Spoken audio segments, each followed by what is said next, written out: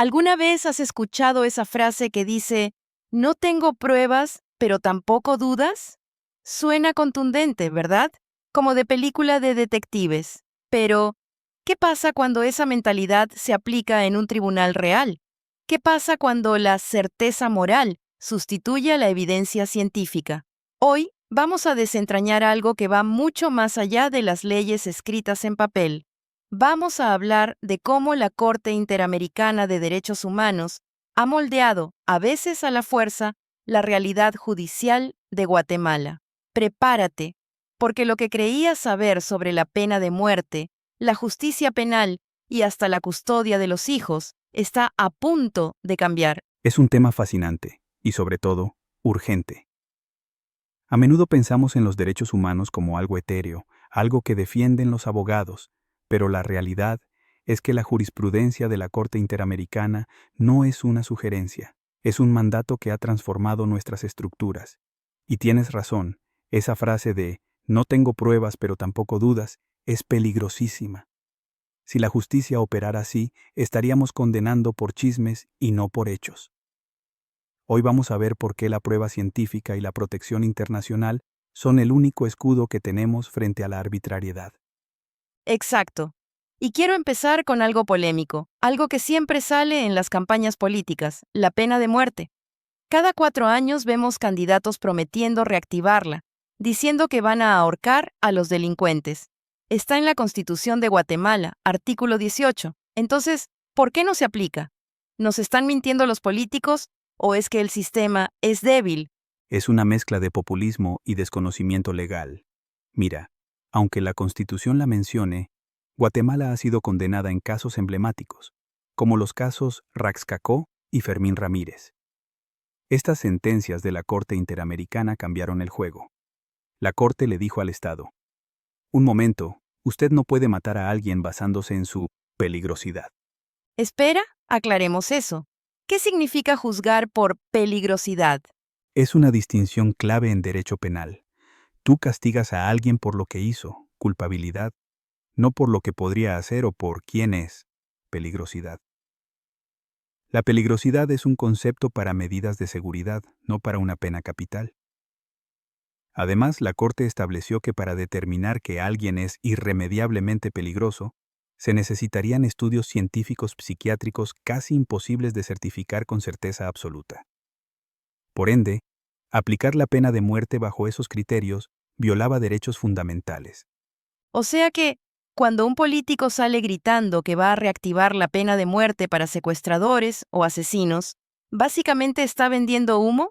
Totalmente. Y no solo por el tema de la peligrosidad. Hay otro candado legal: el Pacto de San José. El artículo 4 prohíbe extender la pena de muerte a delitos que no la tenían contemplada cuando el país ratificó el tratado. Guatemala intentó ampliarla a secuestros después de ratificar el pacto, y la Corte dijo no. Legalmente, es un camino cerrado. La Corte de Constitucionalidad de Guatemala ya lo refrendó. Así que, quien prometa esto, o no sabe derecho, o está engañando deliberadamente a los votantes. Es increíble cómo se juega con la emoción de la gente, porque claro, la gente está harta de la violencia. Y aquí entramos en el otro gran tema que mencionabas al principio, la impunidad y la falta de pruebas. Hablábamos de la prevención general positiva, esa idea de que si castigas al criminal, la sociedad aprende y se abstiene de cometer delitos. Pero en Guatemala, eso no funciona. ¿Por qué? Porque la prevención general positiva depende de la certeza del castigo, no de la crueldad del mismo. De nada sirve tener penas draconianas si el criminal sabe que es muy probable que nunca lo atrapen. Vemos extorsionistas, mareros, corruptos que operan a plena luz del día. ¿Por qué? Porque el sistema de investigación es deficiente. Volvemos a la frase del inicio. Un juez no puede condenar porque cree que alguien es culpable. Necesita pruebas. Y aquí es donde fallamos. Me viene a la mente ese caso famoso, hace ya varios años, de los diputados salvadoreños del Parlamento Centroamericano. Fue un escándalo. Aparecieron calcinados y se culpó a unos policías, que luego aparecieron muertos en la cárcel del Boquerón. Todo el mundo sabía quiénes eran los culpables, o eso creíamos. Ese caso es el ejemplo perfecto de lo que estamos hablando. Se llevó a juicio a unos pandilleros acusados de haber matado a los policías dentro de la cárcel. La presión social era inmensa. La gente quería cabezas, pero el tribunal de sentencia los absolvió. Imagínate la furia de la gente. Decían que los jueces eran corruptos, vendidos. Pero, ¿sabes qué dijeron los jueces en su aclaración? ¿Qué dijeron? Porque absolver en un caso tan mediático requiere mucho valor. Dijeron algo demoledor. Tuvimos que absolver porque, según los informes del propio sistema penitenciario, 9 de los 11 acusados ni siquiera habían ingresado a esa cárcel el día de los hechos. No puede ser. ¿Ni siquiera estaban ahí? Exactamente. Entonces, ¿tú como juez qué haces? ¿Condenas para calmar a la turba o aplicas la ley basándote en la evidencia? Si no estaban ahí, no pudieron hacerlo. El Ministerio Público falló en la investigación. Eso es lo que la Corte Interamericana nos exige: tecnificar la prueba. No podemos seguir dependiendo de testigos protegidos a los que les pagan 3,000 quetzales y luego los dejan a su suerte, o de sospechas. Necesitamos cámaras, huellas, balística, ciencia. Sin eso, no hay justicia, solo venganza o azar. Es aterrador pensar que cualquiera de nosotros podría ser acusado solo por estar en el lugar equivocado, sin una investigación científica que nos respalde. Y hablando de investigación deficiente, esto nos lleva a un tema dolorosísimo: los feminicidios y las desapariciones. La Corte Interamericana ha sido muy dura con Guatemala en casos como el de Velázquez Páez y otros. ¿Cómo ha cambiado esto la forma en que se investiga la muerte de una mujer? Antes, y lamentablemente a veces todavía pasa, se trataba la escena del crimen de una mujer asesinada como cualquier otra. Pero la Corte nos enseñó que hay que tener una perspectiva de género. Por ejemplo, el levantamiento de las uñas. ¿Las uñas? Sí, en un acto de defensa, la víctima suele arañar a su agresor. En las uñas queda ADN, piel, rastros. Si no preservas eso desde el primer segundo, pierdes la prueba reina. Antes no se hacía.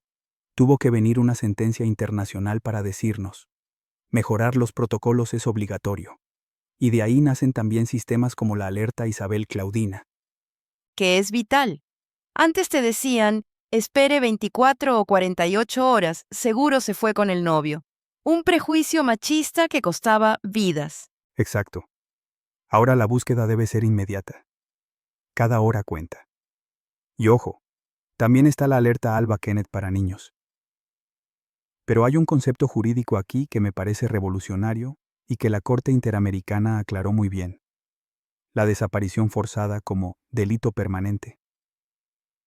Eso suena complejo. ¿Delito permanente? ¿Te refieres a que nunca prescribe?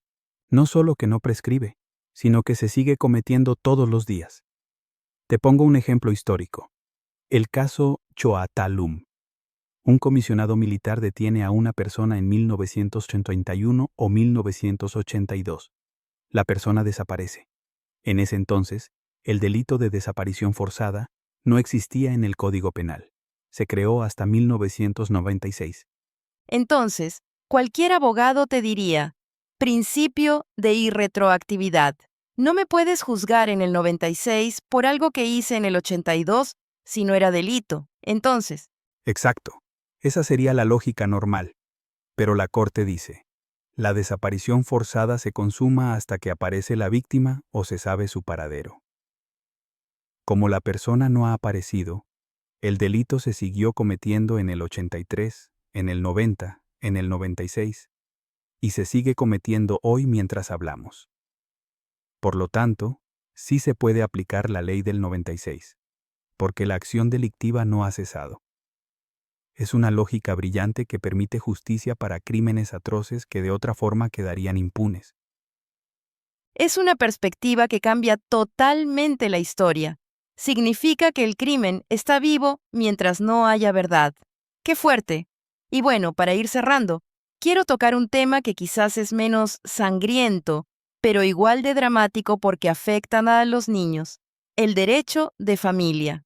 Sé que hay sentencias como Atala Rifo o Fornerón que hablan de esto. Hoy en día vemos guerras campales entre papás y mamás en los juzgados. Es un campo de batalla triste.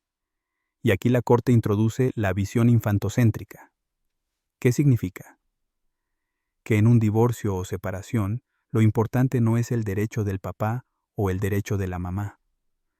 Lo único que importa es el niño. Imagina a un niño de 3 años. Su universo entero son papito y mamita. No hay más. Y el sistema judicial, a veces, parece ignorar eso. He escuchado casos donde los jueces obligan al niño a decidir. ¿Con quién te quieres ir? A un niño de 3 años. Es una crueldad psicológica. Es poner al niño en una encrucijada imposible. La Corte nos dice, el niño tiene derecho a disfrutar de ambos padres. Y algo muy importante que menciona el caso Fornerón. Así como existe la presunción de inocencia en lo penal, debe existir la presunción de buena paternidad en lo familiar. ¿Cómo así? Que el sistema no debe asumir que el padre es malo o incapaz solo por ser hombre, o viceversa. Se debe partir de la base de que ambos son aptos y fomentar la convivencia. Pero ojo, convivencia real. He visto jueces que dictan, el padre puede ver al niño los domingos de 10 a 3 en un restaurante de comida rápida. Eso no es convivir. Eso es una visita supervisada, casi carcelaria. El niño está jugando en los resbaladeros y el papá está sentado comiendo papas fritas solo. Exactamente. Eso no crea vínculo. Eso es una visión familiar, no convivencia. Convivir es dormir, despertar, hacer la tarea, regañar, vestir. La Corte Interamericana, con casos como Atala Rifo, nos empuja a la custodia compartida o a regímenes que realmente respeten el derecho del niño a no perder a ninguno de sus dos referentes. Nadie es dueño del niño. Es que al final todo se conecta. Ya sea un preso en una cárcel hacinada, una mujer desaparecida o un niño en medio de un divorcio. Lo que la Corte Interamericana busca es proteger la dignidad humana frente al abuso de poder, venga de donde venga. Así es. Y creo que la gran lección, retomando una frase que se mencionó en clase, es que la lección del pasado es la esperanza del futuro. Pero esa esperanza no nace sola. Nace de la justicia. Y la justicia requiere pruebas, requiere ciencia, requiere sensibilidad humana y requiere que entendamos que los derechos humanos no son para defender criminales, son para asegurarnos de que el Estado no se convierta en uno. La lección del pasado es la esperanza del futuro. Me quedo con eso. Es un recordatorio de que estudiar estas sentencias no es solo memorizar leyes, es entender el dolor detrás de cada caso para no repetirlo. Gracias por este análisis tan profundo. Nos deja pensando mucho sobre qué tipo de justicia estamos construyendo. Gracias a ti. Y recuerden, futuros líderes que nos escuchan, la tecnología y la ética deben ir de la mano. No busquemos atajos legales, busquemos la verdad probatoria. Hasta la próxima. Sigan cuestionando, sigan aprendiendo.